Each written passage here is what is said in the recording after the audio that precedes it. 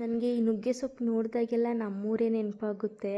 ನಮ್ಮೂರಲ್ಲಿ ವೀಳ್ಯದೆಲೆ ತೋಟ ಎಲ್ಲ ಜಾಸ್ತಿ. ಆ ವೀಳ್ಯದೆಲೆ ತೋಟದಲ್ಲಿ ನುಗ್ಗೆ ಸೊಪ್ಪು ಇರುತ್ತೆ. ನುಗ್ಗೆ ಸೊಪ್ಪಿನ ಮರ ದೊಡ್ಡದಾಗಿರುತ್ತೆ. ಎಲ್ಲ ಕೆಲಸ ಎಲ್ಲ ಮುಗಿಸ್ಕೊಂಡು ಬಂದಮೇಲೆ ಸಂಜೆ ಟೈಮು ಸೈಕಲಲ್ಲಿ ಹಿಂದೆಗಡೆ ನುಗ್ಗೆ ಸೊಪ್ಪನ್ನ ಹಾಕೊಂಡು ಬರೋರು.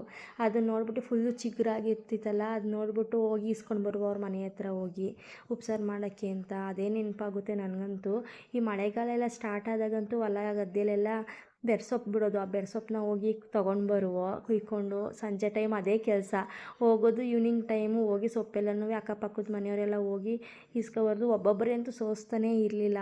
ಹೋಗ್ಬಿಟ್ಟು ಒಂದು ಪರ್ಸಲೆ ಮೇಲೆ ಕುತ್ಕೊಬಿಡ್ತು ಅಂತಂದರೆ ಎಲ್ಲರೂ ಬಂದು ಸೋಸ್ಕೊಡೋರು, ಮಾತಾಡ್ಕೊಂಡು ಕೂತ್ಕೊಳ್ಳುವು. ಅದೇ ನೆನಪಾಗುತ್ತೆ. ಈ ಸಿಟಿ ಲೈಫ್ ಅಂತೂ ನಿಜವಾಗ್ಲೂ ಬೋರಿಂಗ್ ಅಂತಲೇ ಹೇಳ್ಬೋದು. ಪಕ್ಕದ ಮನೆಯವ್ರ ಹೆಸ್ರು ಕೂಡ ಗೊತ್ತಿರಲ್ಲ, ಆ ಥರ ಇಲ್ಲಿ. ಅದರಲ್ಲೂ ಹಸೆ ಕಲ್ಲು ಮೇಲೆಲ್ಲ ಅರಿತಿತ್ತು ನಮ್ಮವ್ವ ಉಪ್ಸಾರು ಖಾರನ. ಎಲ್ಲ ಆ ಲೈಫೇ ಚೆನ್ನಾಗಿತ್ತು ಅಂತ ಅನ್ನಿಸ್ತದೆ.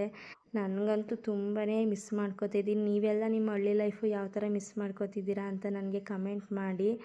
ಮನೆಯೆಲ್ಲ ಕ್ಲೀನ್ ಮಾಡಾಯಿತು. ಇನ್ನು ಪಾಪು ಹುಟ್ಟಿದ ಮೇಲಂತೂ ಬೆಳಗ್ಗೆ ಮಧ್ಯಾಹ್ನ ಅಂತ ಏನಿಲ್ಲ, ಮಧ್ಯಾಹ್ನ ಮೇಲೇ ಎಲ್ಲನೂ ಕ್ಲೀನ್ ಮಾಡ್ಕೊಳ್ಳೋದು ನಾವು. ಬೆಳಗ್ಗೆ ಟೈಮೇ ಸಿಗೋಲ್ಲ ನನಗೆ.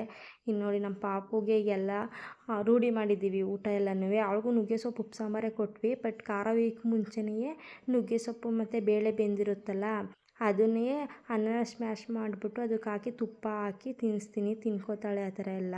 ಇನ್ನು ಪಾಪುಗೆ ನೈಟು ಯಾರೋ ಬಂದಿದ್ದರು ಮನೆಗೆ, ಅಮೌಂಟ್ ಕೊಟ್ಟಿದ್ದರು. ಅದನ್ನು ಗೋಲ್ ಕುಕ್ ಹಾಕೋಣ ಅಂತ ಗೋಲ್ ಕುಕ್ ಹಾಕ್ತಿದ್ದೆ. ಹಾಗೆ ಪ್ಲೀಸ್ ನಿಮ್ಮ ಮುದ್ದು ಗುಬ್ಬಿ ಯೂಟ್ಯೂಬ್ ಚಾನಲ್ನ ಸಬ್ಸ್ಕ್ರೈಬ್ ಮಾಡಿ, ಸಪೋರ್ಟ್ ಮಾಡಿ. Thank you for watching.